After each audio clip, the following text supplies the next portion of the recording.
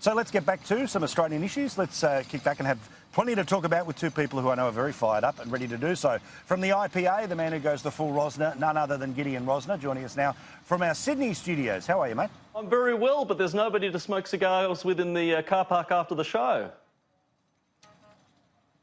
I know, have one for me, but I tell you what, pal, you've got to get over to Washington, Vegas, New York, cigar culture, very alive, very alive. And you can even order food while you do so. See, Linda Scott, the business opportunities of a cigar bar in Sydney rather than banning smoking in Sydney. Deputy Lord Mayor of Sydney City Council, Labor.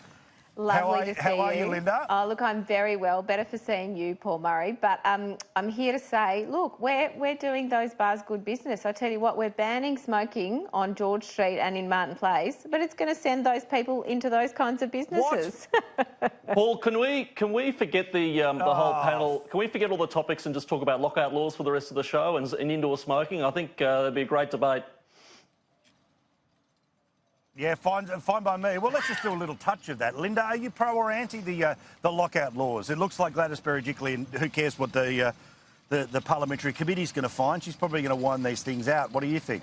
I'm really keen to see them wound back. I think they've gone too far. It certainly was the case that Sydney had a problem with violence several years ago, but we know that the lockout laws have been like a sledgehammer to kill a snail. You know, they've been an absolute overreaction, and it has caused problems. I was up at a new bar in Surrey Hills the other week for a business chamber event.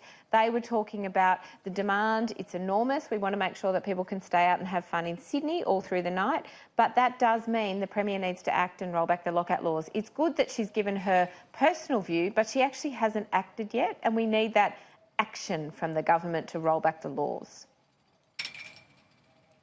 Well, remember, her personal view was that she hopes the upper house is going to do something about the abortion law. It's done nothing about the abortion law. Her personal view, I'm just one of 94 MPs.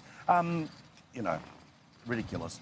Gideon, doesn't look like you're going to get much of a debate. I think you're both going to agree. No, this is the first bit of bipartisanship of the evening. And I agree totally with Linda. It's time for Gladys Berejiklian to show leadership and to get this right. The lockout laws were among the worst things the Liberal Party has ever done anywhere ever. I'll never forgive Barry O'Farrell for bringing them in. I'll never forgive Mike Baird for keeping them. And if Gladys Berejiklian doesn't get this right, I'll never forgive her either. So the ball is in her court.